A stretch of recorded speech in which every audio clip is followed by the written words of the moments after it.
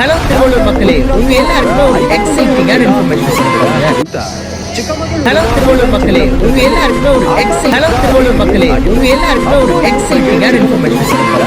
ಅಪ್ಪು ಕಟೌಟ್ಗೆ ಹಾಲಿನ ಅಭಿಷೇಕ ಮಾಡಿ ಪಟಾಕಿ ಸಿಡಿಸಿ ನೆರೆದಿದ್ದ ಅಭಿಮಾನಿಗಳಿಗೆ ಸಿಹಿ ಹಂಚಿ ಸಂಭ್ರಮಿಸಿದರು.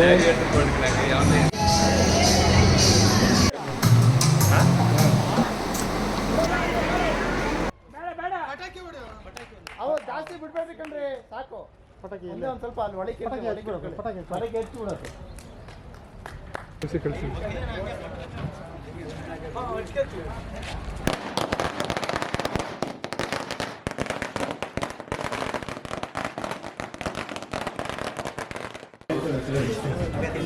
ಒಂದೊಂದು ಎರಡೆರಡಲ್ಲ.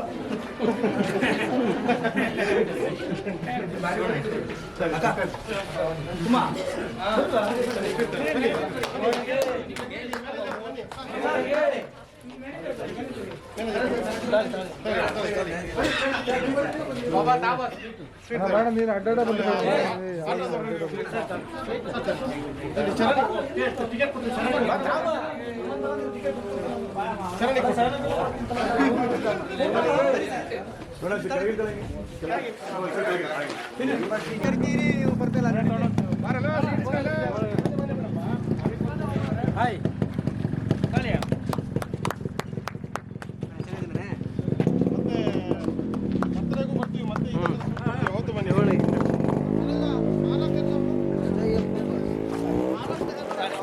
ಅಪ್ಪು ಯೂತ್ ಬ್ರಿಗೇಡ್ ಅಧ್ಯಕ್ಷರಾದ ಶಿವಕುಮಾರ್ ಶಂಕರಾಪುರ ಅವರು ಮಾತನಾಡಿ, ಕರ್ನಾಟಕ ರತ್ನ ದೊಡ್ಮನೆ ಹುಡುಗ, ಕಾಫಿನಾಡಿನ ಅಳಿಯ, ನಗುಮುಖದ ಒಡೆಯ ಡಾಕ್ಟರ್ ಪುನೀತ್ ರಾಜ್ಕುಮಾರ್ ಅವರ ಹುಟ್ಟು ಹಬ್ಬದ ಪ್ರಯುಕ್ತ ಆಕಾಶ್ ಚಿತ್ರ ಇಂದು ರಿಲೀಸ್ ಆಗಿದ್ದು, ಅಪ್ಪು ಯೂತ್ ಬ್ರಿಗೇಡ್ ವತಿಯಿಂದ ಅಪ್ಪು ಕಟೌಟ್ಗೆ ಹಾಲಿನ ಅಭಿಷೇಕ ಮಾಡಿ ಪಟಾಕಿ ಸಿಡಿಸಿ ಸಂಭ್ರಮಿಸಲಾಯಿತು ಎಂದರು.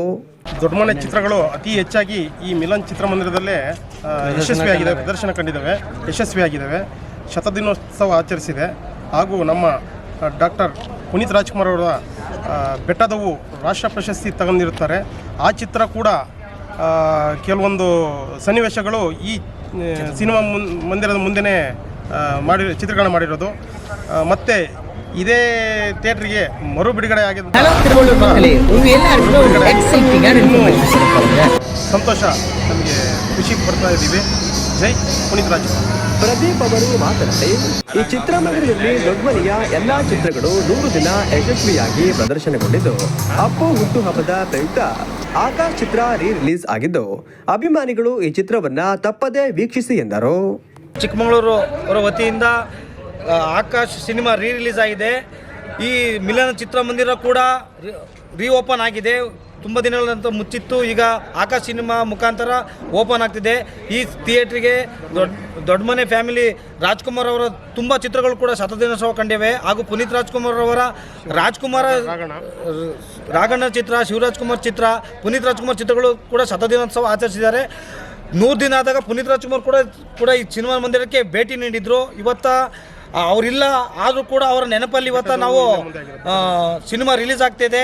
ಈ ಎಲ್ಲರೂ ಕನ್ನಡ ಅಭಿಮಾನಿಗಳು ಬಂದು ಕನ್ನಡ ಚಿತ್ರವನ್ನು ಪ್ರೋತ್ಸಾಹಿಸಿ, ಬೆಳೆಸಿ, ಕನ್ನಡ ಸಿನಿಮಾವನ್ನು ಉಳಿಸಿ ಬಂದು ನೋಡಿ ಅಂತ ಈ ಮುಖಾಂತರ ಕೇಳ್ಕೊಳ್ತಿದ್ದೀವಿ. ಈ ಸಂದರ್ಭದಲ್ಲಿ ಅಪ್ಪು ಯೂತ್ ಬ್ರಿಗೇಡ್ನ ಮುಖಂಡರು, ಅಭಿಮಾನಿಗಳು ಉಪಸ್ಥಿತರಿದ್ದರು.